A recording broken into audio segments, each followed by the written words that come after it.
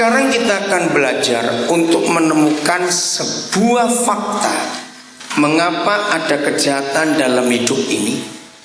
Mengapa ada narkoba, ada judi, ada alkohol, ada rokok yang merusak generasi kalian? Jangan salahkan yang buat narkoba, jangan salahkan yang buat alkohol, jangan. Lalu penyebabnya apa? Begini, anak-anak itu pernah minta atau ingin dilahirkan atau tidak? Tidak. Lalu kenapa bisa ada anak-anak? Lah ya, kenapa bisa ada anak-anak? Karena ada orang tua. Tapi apakah orang tua itu buat anak? Tidak. Lalu, nah ayo jawab. Lalu tidak ada anak-anak yang pernah minta dilahirkan? Tidak ada. Tapi karena ada orang tua. Apakah orang tua bisa buat anak? Tidak. Jadi siapa yang buat? Tuhan titipkan ke orang tua. Dengar ya. Ada banyak hal yang bisa menyakiti hati kita. Betul? Ditipu teman sakit? Tidak. Ayo, ditipu teman sakit atau tidak? Sakit. Dibohongin teman sakit atau tidak? Sakit. Ada banyak yang bisa menyakiti kita. Tapi catat ya, baik kita orang tua renungkan ini. Karena anak-anak kita itu tidak pernah minta untuk kita lahirkan. Artinya begini, ada nggak sebelum bayi lahir buat proposal dulu, lahirkan saya, begitu ada tidak? Tidak. Tapi kita ada dalam hidup mereka. Nah ini sakit hati yang paling sakit ketika yang melahirkan kita menyakiti kita. Sakit atau sakit? Sakit. Karena aku kan nggak minta dilahirkan. Nah 99, sekian persen anak-anak remaja, anak-anak muda yang rusak itu karena disakiti di rumah. Sayang tidak ada waktu. Tadi kakak-kakak cowok sudah dikenalkan belum? Nyong-nyong ini. Coba maju sini, beri cepat-cepat ayo. Mereka sudah pakai, mana sarungmu? Ayo pakai sini cepat, ayo 4. Ya. Keempat kakak ini 5 kok 4. Kamu sembunyi di sini. Coba sini. Kelima kakak ini semuanya mengalami kekecewaan dalam keluarga. Yang badan besar, badan kecil dia. Yang sana. Badan besar, badan kecil. Besar. Namanya Daniel Patinama. Ayo Patinama orang mana yuk? Wih pintar, orang Ambon. Yang kedua Cevan. Apa? Siwalete. Mana lagi itu? Apa juga? Oke. Nah, yang kecil Alfred siapa? Alfred, dia orang Jakarta. Nah, yang drum namanya Niko. Ini sudah menikah, anaknya 1. Iya, sudah menikah. Famnya Lewir, itu Ambon juga. Lalu yang satu namanya Nofril. Fam apa kamu? Pangke orang Manado. Wih hebat. Nah, Ambon Manado. Jadi dari kalian siapa yang nggak punya papa? 1. Semua nggak punya papa. Iya, semua nggak ada papa. Ya, tapi Tuhan baik, tangkap mereka. Oke, coba duduk lagi. Jangan lama-lama di sini.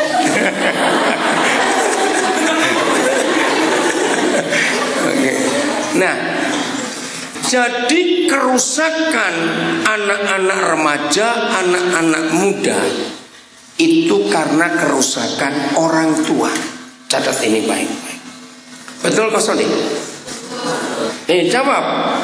Betul? Nah, pertanyaannya, suatu hari kalian menikah atau tidak? Kencang sekali. Siapa itu? Awas ya, kencang sekali ya.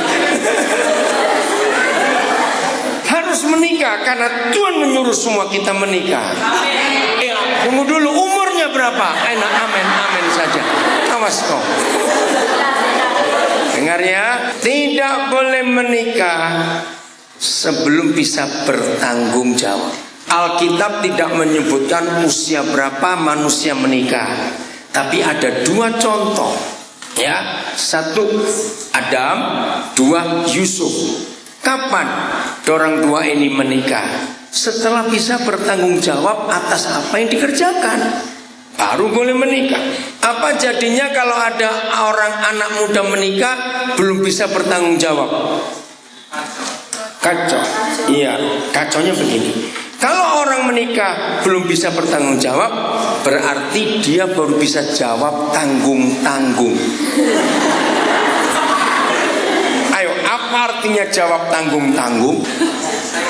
Setengah-setengah, betul. Nah, apa? Tuhan Yesus mengajarkan belajar kepada burung. Wah, burung itu luar biasa. Burung tidak akan menikah sebelum si jantan buat sarang. Betul tidak? Loh, ini pikir di Soe masih banyak burung tidak? Banyak. Nah, siapa adik-adik perhatikan.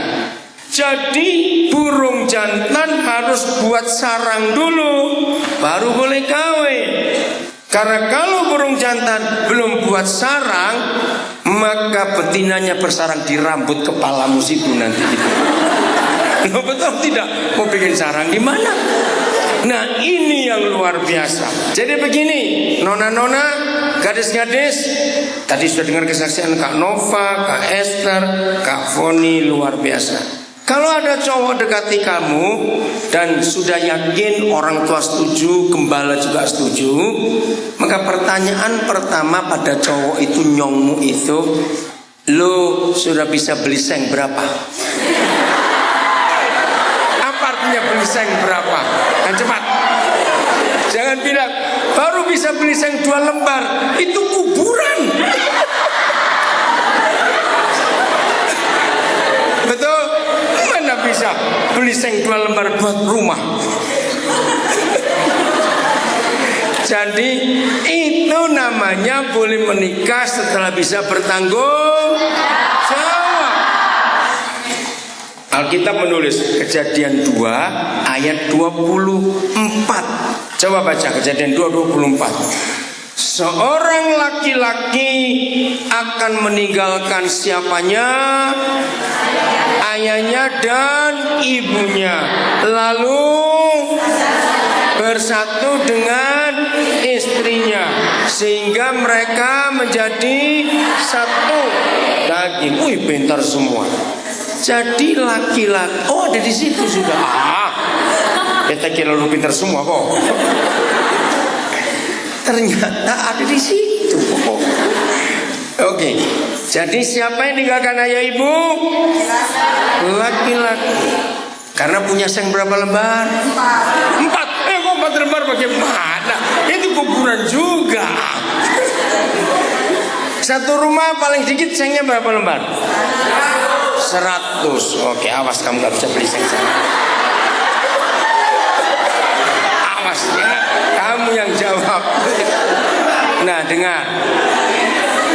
Oke, kita lanjut. Setan sangat tahu untuk merusak generasi muda, yang dirusak adalah orang tua.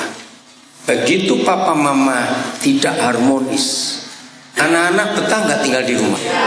Tidak.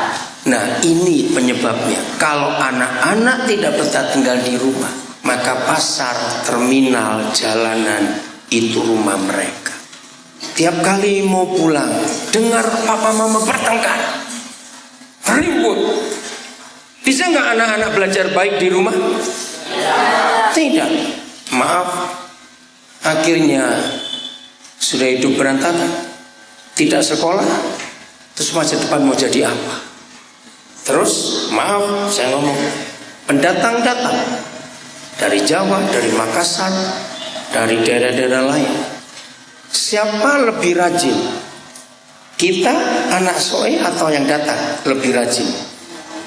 Jawab, ini penting. Siapa lebih rajin?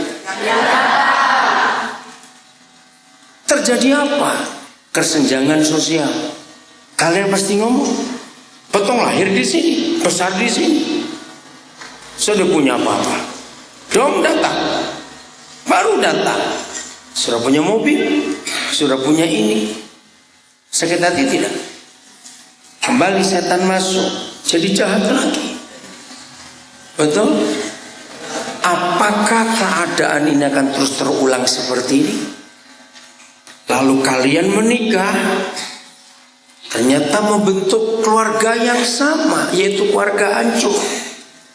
Anak-anak kalian lahir tidak disayangi. Ini yang celaka sobat.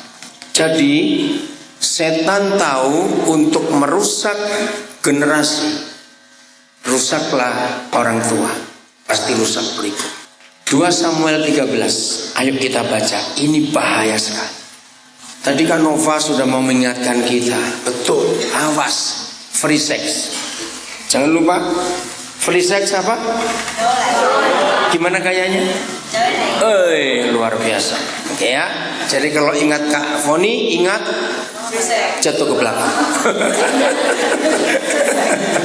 Oke, lihat ini. Mana? 2 Samuel 13. Lihat ya. Ini penting. Sesudah itu terjadi yang berikut. Saya akan baca agak cepat. Kalian harus dengar ini baik-baik. Sesudah itu terjadi yang berikut.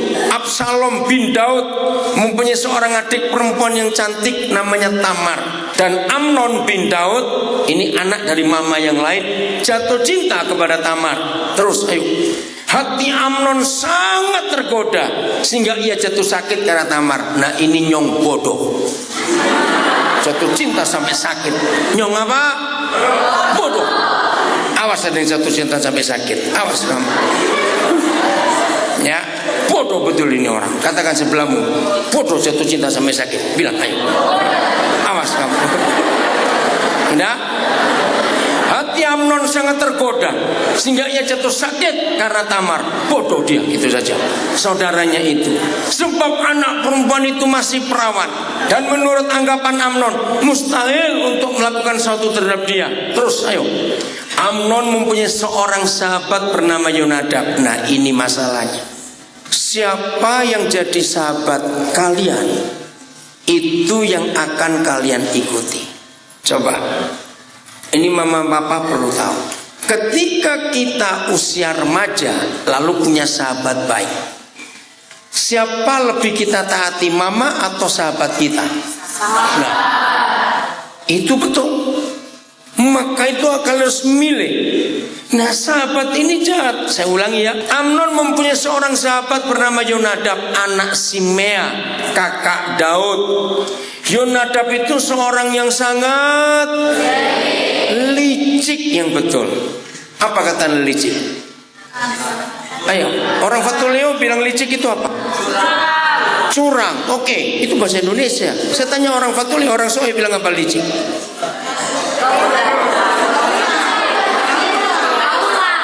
Baular. Cakep sekali baular. Aduh. Jelek sekali. Apa? Napoleon. Betul. Hebat. Baular. Licik. Oke. Terus begini. Katanya kepada Amnon. Dengar. Hei, anak raja. Mengapa engkau demikian merana setiap pagi? Nah, kelihatan bodohnya. Merana karena apa? Karena cinta. Bodoh. Oke. Coba berikan kepada saya gaya. Orang merana itu bagaimana? Ayo, seperti apa orang merana itu? Tahu? Seperti apa? Sidan, kemarin kita lewat mana yang ada kera banyak itu? Panfui ya? Tenau, oh ya di pelabuhan Tenau. Banyak kera. Nah, orang merana tiap pagi itu seperti kera bodoh. Bayangkan. Oke ya, merana tiap pagi. Tidakkah lebih baik engkau memberitahukannya kepadaku? Nah sahabat bukan, kenapa kamu tiap pagi merana? Beritakan, cerita. Kata Amnon kepadanya, aku cinta kepada Tamar, adik perempuan Absalom. Apa itu kau tertawa kamu? Aku cinta kepada Tamar, adik perempuan Absalom, saudaraku itu, lain mama. Lanjut. Lalu berkatalah Yonadab. Siapa tadi Yonadab? Sahabat. Sikapnya apa? Baular. Baular. Oke. Jangan lupa. Apa? Nampoipon. Susah, baular saja sudah, lebih gampang. Nah begini nasihatnya, awas ya, awas sahabatmu itu siapa. Berbaringlah di tempat tidurmu dan berbuat pura-pura sakit. Jahat gak ini? Ini ular itu ya. Apabila ayahmu datang menengok engkau, maka haruslah engkau berkata kepadanya, Bapak, izinkanlah adikku Tamar datang memberi aku makan. Apabila ia menyediakan makanan di depan mataku sehingga aku dapat melihatnya, maka aku akan memakannya dari tangannya. Apa ini? Awas ya. Oke. Kita lihat dulu, tinggalkan dulu ini penting. Mazmur 1. Untuk anak-anak muda Soe dan sekitarnya memiliki masa depan yang luar biasa, perhatikan ini. Mazmur 1. Tadi pagi kami tim dibawa Kak Victor ke gunung apa, Victor? Mana dia? Vic, itu di dekat sebelah kantor bupati yang baru. Helipad. Mana tidak ada helinya kok, helipad bagaimana? Orang Soe ini mimpi kah? Bukan, nama daerahnya apa? Saya nggak mau pakai helipad. Polo. Satu apa? Dolok. Dolok itu baru berarti, sebelum Dolok.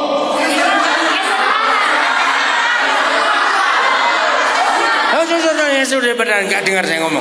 Pokoknya daerah sana ya, Solo. Oke, sudah. Nah, Kak Victor Manika Pola punya visi akan bangun sekolah berasrama di tanah itu. Pak Pendeta Edo sudah doa juga supaya di sana. Kenapa? Ini anak-anak Timor banyak yang pengen pintar, betul tidak? Tapi kalau dilepas ke Kupang tanpa ada yang mengawasi, rusak tidak? Nah, banyak orang tua sedih, pengen anak pintar, tapi tidak ada tempat. Lalu sebelum ke Kupang terlalu jauh, di sekitar Soe TTS ini ada sekian ratus kecamatan. Semua orang tua ingin anaknya sekolah di Soe. Tapi di mana tinggalnya? Dengar, berapa banyak orang-orang beragama lain menyediakan tempat tinggal untuk anak-anak Kristen, betul? Tujuannya tahu bukan? Nah, Kak Victor punya visi itu. Nah, sebelum sekolah berpola asrama itu jadi, perhatikan ayat ini, Mazmur 1. Ya, saya kira sudah ada Mazmur 1. Mazmur 1 ayat 1. Berbahagialah. Senang gak mendengar kata berbahagia? Apa lawan kata berbahagia? Lawan kata menderita. Ayo, kalian nanti kalau menikah ingin bahagia atau menderita? Nah, supaya tidak salah nanti dengar. Berbahagialah orang, bukan yang banyak duitnya, bukan yang kaya, bukan. Yang berbahagia adalah orang yang satu, tidak berjalan menurut nasihat orang baular. Betul? Nah, jadi tadi Amnon nasihatnya salah atau betul dengan nasihat tadi? Salah. Saya ulangi, berbahagialah orang yang tidak berjalan menurut nasihat orang fasik. 2, yang tidak berdiri di jalan orang berdosa. 3, yang tidak duduk dalam kumpulan pencemooh. Adik-adik yang hebat, calon-calon pemimpin yang akan datang, kalian harus punya cita-cita yang tinggi. Amin. Buang jauh-jauh di benak kalian jadi PNS dalam nama Yesus. Selama anak-anak Soe cita-citanya cuma PNS, maka yang jadi hakim, jadi jaksa, jadi dandim, jadi kapolres, jadi dokter, jadi pilot, jadi pengusaha, bukan orang Fatulio, bukan orang TTS. Salah. Cita-cita jadi PNS itu salah. Kok tidak amin? Harus berani merubah. Setuju? Kalian harus punya cita-cita. Aku mau jadi jenderal. Aku mau jadi berpangkat paling tinggi. Aku mau jadi pengusaha. Aku mau jadi hakim. Aku mau jadi jaksa. Aku mau jadi pengacara. Aku mau jadi dokter. Aku ingin jadi ini. Oh, yang tinggi-tinggi. Jangan cuma PNS. Harus dirombak cita-cita itu. Nah, untuk dapat berhasil, dengar ya. Untuk dapat berhasil hanya perlu memperhatikan 3 hal. Enggak susah. 1, berjalan di mana dengan siapa. 2, berdiri di mana dengan siapa. 3, duduk di mana dengan siapa. Artinya, temanmu berjalan, temanmu berdiri, temanmu duduk, itu yang menentukan kalian jadi apa. Gampang bukan untuk mengerti firman ini? Mudah atau susah? Mudah. Kalau kalian berjalan dengan pemabuk, bisa jadi pengacara tidak? Tidak. Bisa jadi dokter tidak? Kalian duduk-duduk di warung Sopi, bisa pintar kok Sonde? Ayo, bisa pintar kok Sonde? Sonde. Kalian berjalan dengan orang yang salah, duduk dengan orang yang salah, berdiri dengan orang yang salah, maka kalian akan salah. Mau milih yang benar? Oke, kembali ke 2 Samuel 13. 2 Samuel 13. Ada Sam? Kalau nggak ada Papa bawa itu. Udah? Ayo sama 13. Ayat berapa tadi? Setelah Amnon dapat nasihat Yonadab bawa ular tadi 5. Oh, ini 5 sudah belum? Oh sudah 6. Wih kalian pintar-pintar. Amin ya.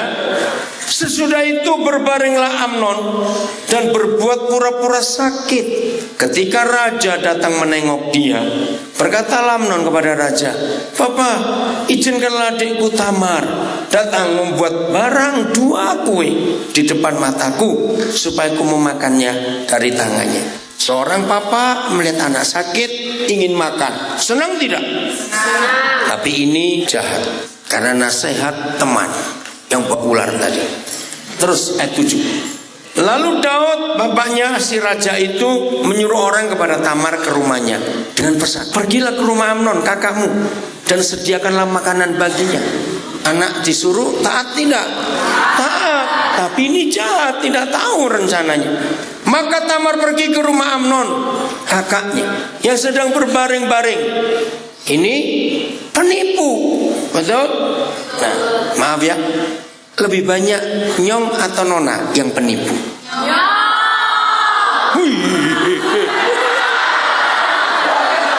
Nyong dengar kau ya, dengar.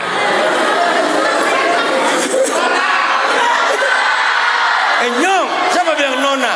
Sini kamu. Betul. Lebih banyak nyong yang penipu. Betul. Awas, kita laki-laki tidak bertobat. Awas. Dengar dulu, dengar dulu. Banyak nona mengaku cowok itu penipu.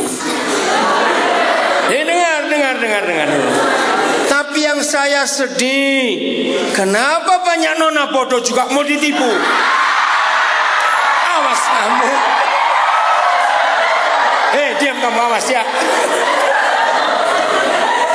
Oke, kita boleh tertawa, tapi ini fakta, betul tidak? Nah, maka itu kemarin waktu berhenti di Camplong mata air, anggotanya melihat buaya tidak? Ada? Di Soe ada buaya? Oh, dengar. Nah, nyong itu istilah beta, itu buaya darat kurang ajar. Nah, itu dengar ya. Awas kamu. Betul. Oh, betul. Tapi kamu juga mau dibohongin ya, awas ya. Serius ini, oke? Lanjut. Yang sedang apa? Nah, buaya kan suka baring-baring buaya. Betul? Awas ya laki-laki ya kamu. Awas ini laki-laki juga di sini, awas. Lalu anak perempuan itu mengambil adonan, meramasnya dan membuat kue di depan mata Amnon. Kemudian dibakarnya kue itu. Lanjut.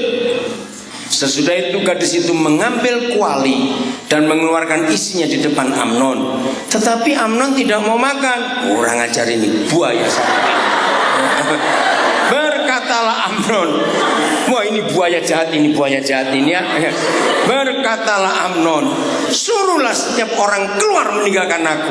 Lalu keluarlah setiap orang meninggalkan dia. Terus lalu berkatalah Amnon kepada Tamar, bawalah makanan itu ke dalam kamar, supaya aku memakannya dari tanganmu. Tamar mengambil kue yang disediakannya itu, lalu membawanya kepada Amnon kakaknya ke dalam kamar.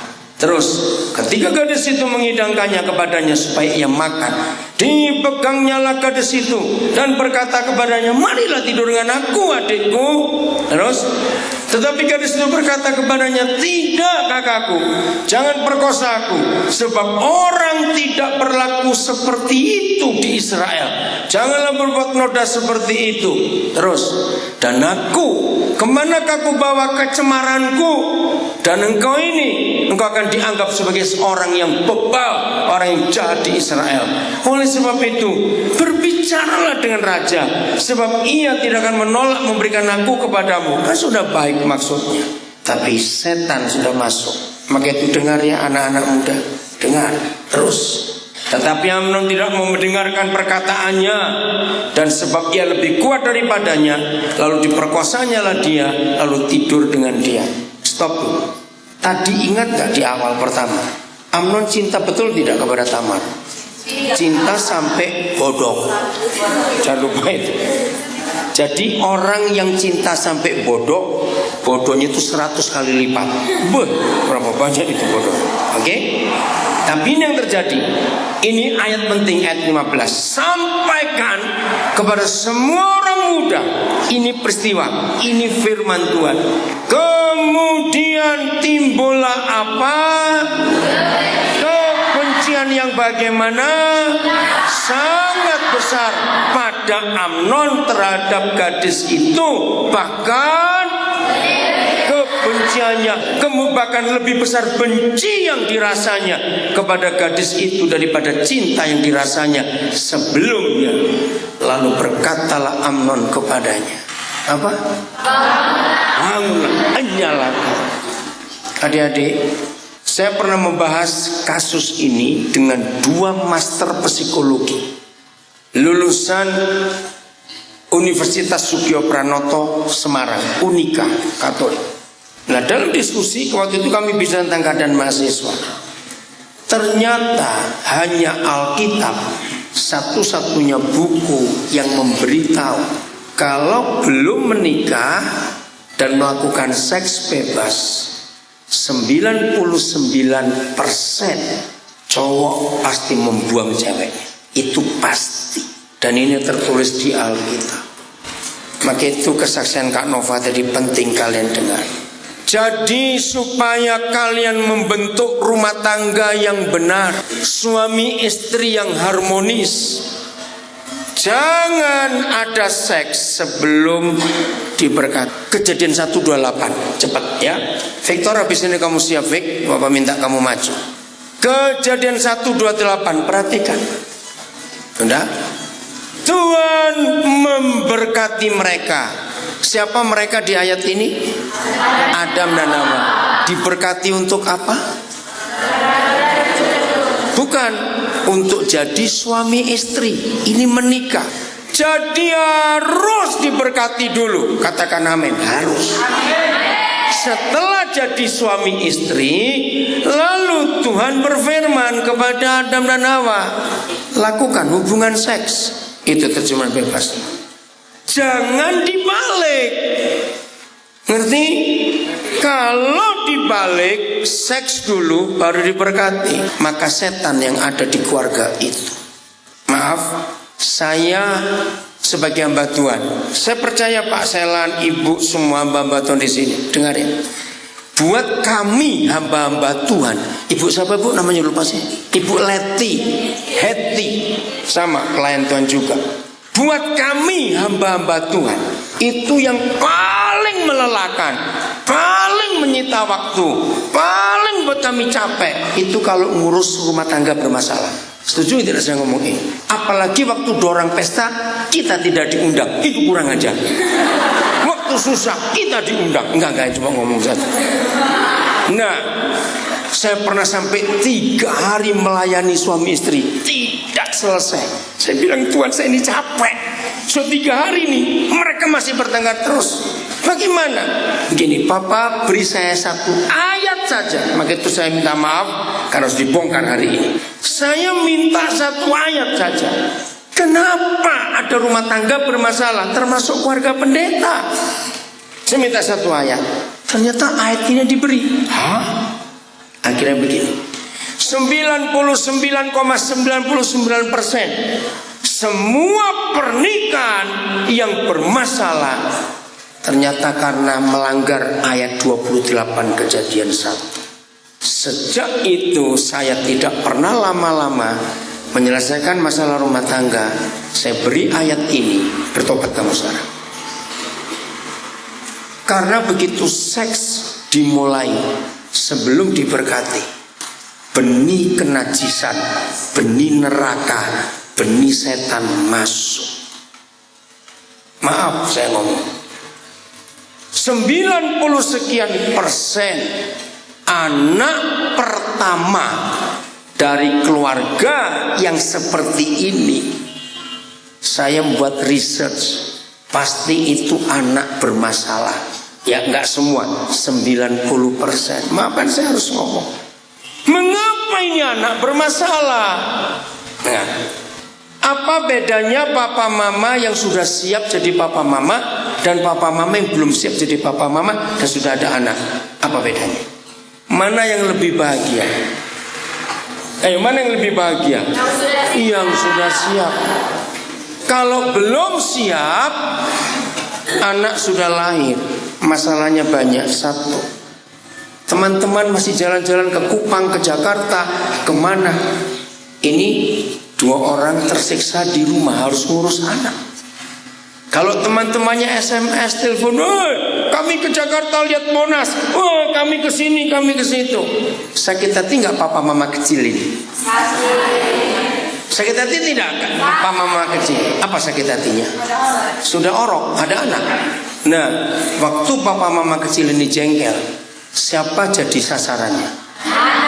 Anak. Anaknya salah atau tidak? Protes anaknya sejak bayi. Menjadi papa mama yang belum siap, berat nggak untuk cari uang buat hidup keluarga? Berat tidak? Berat. Maka itu dengar kau baik-baik ya, jangan ada yang rusak mulai hari ini. Berat jadi ayah ibu yang masih kecil. Capek tidak kerja? Capek. Anak ini butuh kasih sayang tidak? Butuh. Tapi dapat kasih sayang tidak?